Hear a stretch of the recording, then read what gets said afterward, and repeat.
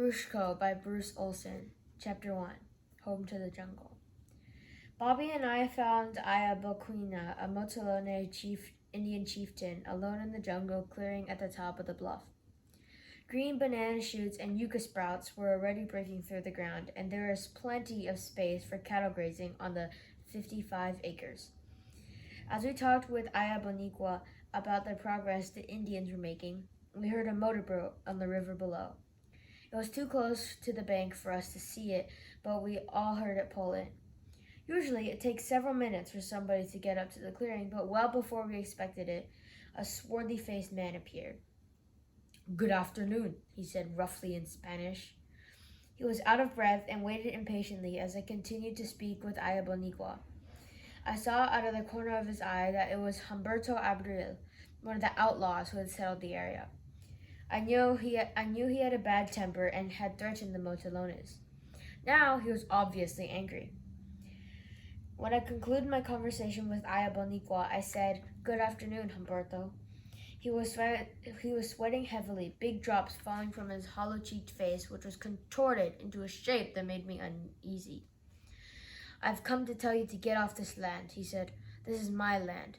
I'm a Colombian colonist, and I have the right to claim land for my colonization, and I claim this land. You can get off." He spoke to me, but Bobby interrupted him. "And I have something to tell you," he spoke slowly, calmly, but with great force. "This is our land. It has always been our land. It will always be our land. We have ceded enough land to you. 6 months ago, we ceded lands to you at your demand, and what have you done? You have sold them, and now you demand more. But we will not give more. We will protect what is ours." The argument was short. Humberto began to shake. His neck muscles stood out like steel cords. His face became bright red. He took Bobby by the shoulders and shouted, "These are my lands. They are mine. Anyone else must get off." Then he let go of Bobby and stood shaking. Fear crept up my back like ice, but Bobby was sure of himself. "You are wrong. These lands do not belong to you. They will not belong to you," he said quietly. "Shut up!" Humberto screamed. "Shut up, you dirty Indian! Shut up!" Spittle came out of the corners of his mouth and made little spots on his red face. Then he put his forefinger across the thumb of his right hand so it made a cross. He held it toward us. His eyes bulged and his hand shook so much he could hardly hold it straight. He kissed his fingers. "For God," he said, kissing his fingers again and spitting on the ground. "For the saints." Again he spit, his head jerking to the side so violently it looked more like a spasm than a conscious movement. "For the Virgin Mother." A third time he spit. "And for this cross." He spit again, then looking straight at us, he held his thumb and forefinger to his mouth and kissed them. His voice grew guttural. "I'll kill you." Then he screamed it. "I'll swear for this cross I'll kill you." He turned on his heel and walked down the bank. We watched the back of his neck until he disappeared.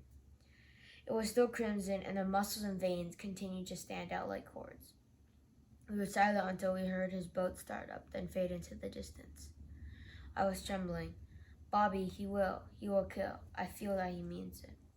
"You are right, Bruchko. And what are we to do about it?" Ayabonikwa, Bobby, and I decided on some safety precautions. "But Bruchko," Bobby said, "there's no real safety in these things. Only God can help." So the three of us bowed our heads and talked to God together. As we did, my fear was replaced by the joy that had seized me when I saw Bobby waiting for me that morning as my plane landed on the rough jungle airstrip. That joy crept into my soul, down into my stomach. Yet it was not the same joy. It was more profound, as though pain and danger and fear had been injected into it, making it deeper, warmer, more sensitive. A lot had happened in those few hours since my plane had circled the town of Rio de Oro for a landing. Beneath the plane, I could see the jungle stretching to the horizon, a dense, heavy green mat. To the right, I caught my first glimpse of a dirty brown streak, like a misplaced string, across the green carpet. It was the Catatumbo River. We flew over it at the ferry, and I saw the cluster of houses, all fairly new, that comprised the town. It seemed lost in the vast jungle. But it is growing, I thought. It occurred to me that just 10 years before there had been nothing but high trees blocking the sun and dense foliage underneath. Perhaps a parrot had screeched at me. Now, in that same place, was a town. A flush of joy engulfed me, not because of this town, but because I was coming back from America and soon would be reunited with Bobby, my packed brother. I strained against the window, trying to see ahead of the plane, my emotions swelling from my stomach up to my back in a shiver. As the old, worn-out DC-3 lost altitude, the trees came so close to the plane's belly it seemed certain that our wheels would hit and send us spinning into the jungle. But suddenly, the foliage broke and we were over a clearing, a narrow, long strip cut out of the jungle. We touched down with a thump and a bounce, the brain straining to keep the big plane on the small runway. As we taxied to the end of the strip, my eyes hunted for the figure standing there for Bobby. I couldn't find him, but going down the ramp, I spotted him a little to one side, his short, heavy-set torso looking powerful and agile even under his loose-fitting red shirt and dark pants. His face was browner than those of the other people waiting, but even from that ramp I could see his white teeth flashing. It was a smile that said, "You are back again, Bruchko, and it is good." He never used my American name, Bruce. I broke into a run. When I got to him, I grabbed him and gave him a true Motilone greeting. We must have been quite a sight, a short, dark Indian embracing a tall, blonde American. But that made no difference to us. "My brother," I said, "my brother Borbashara." I called him by his given name, as I always did in solemn moments. I held him at arm's length. "You look fine," I said. "How is your wife? And your boy? Are they well?" "My wife is fine," Bobby said. "She is healthy and happy. She's extremely pleased to be the mother of a fine, healthy son." "And then he's all right?" "Oh yes, he's fat. You should see him. And he's already moving around the house like a little monkey." As we walked back to the plane where all the baggage had to be claimed, Bobby asked, "How is your business in America?" I thought of the streams of faces in the endless hotel rooms, everyone alike. I shook my head. "I don't know, Bobby. I guess I got things done that had to be done, but I'm awfully glad to be back." Bobby chatted about his family. He was as happy as I remembered him. His dark eyes were bright. I worried about him after his daughter had died. For quite a few weeks, he had been moody, uncommunicative. Now he didn't seem to be able to stop smiling. After we got the luggage, we decided to eat. We went into the town, which had been founded directly on the airstrip. Its narrow gravel streets were crowded with new homes, their unpainted sides still smelling like fresh wood, their tin roofs still bright among the older palm leaves housetops. There were spindly, rickety things, however, that looked like they couldn't stand long. I haven't had any food on the plane, and Bobby laughed at the way I stuffed myself with Colombian delicacies. "You'll have a full stomach from now on, Bruchko," he said. I knew what he meant. For Motilone, to have a full stomach means more than not to want more food. It means contentness, satisfaction with life, and happiness. He expressed so well the way I felt. "Bobby," I said, "you are the leader of your people. It is a great responsibility." He shrugged. "Well, it's not really me. Lots of other men are able now to take my position. And besides, Bruchko, Jesus Christ walks our trails. He knows our ways, and he knows the things we need. As long as we don't try to deceive him again, he'll be our real leader." I nodded. "Bruchko," Bobby said, "you should see the schools. They're crowded. Most of the students have already read through the books we translated, and they want more, especially more of the New Testament. They talk about the things they're learning as though they were discussing a hunt. The old people, too. We have to get to work and translate more for them, or they'll give us no peace." I laughed. "All right, we'll get busy on that as soon as we can. It should go more quickly now that we've got most of the difficult words translated." The prospect of more translating made me happy. For one thing, I learned much from the Bible in doing it. I thought of the word for faith in Motilone, the word that meant to tie into God, just as a Motilone tied his hammock into the high rafters of the communal home. Tied into Jesus, we could rest and sleep and sing from far above the ground without fear of falling. "I'm so glad to be back with you, Bobby," I said. "I missed you the whole time I was away. I guess I'm just tied into the Motilone people. And we are tied into you, Bruchko." As Bobby stirred his coffee, a smile turned into a frown. "We've been having more trouble with the land settlers. They've sent us several threatening letters. The settlers have given us trouble before. Some were prison escapees who lived on the frontier to avoid arrest. They were interested in taking Motilone land for their own farms and declaring the territory a refuge. What do they want now? I asked.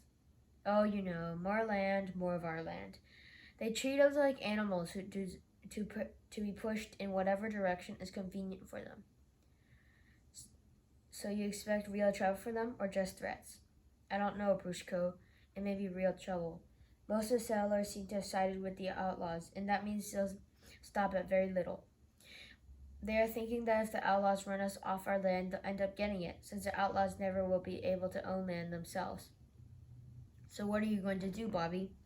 His face grew sad, and he looked down. Well, I can tell you this much. We're not going to give up more of our land to them. We've given it up time after time, and there's just no end to it.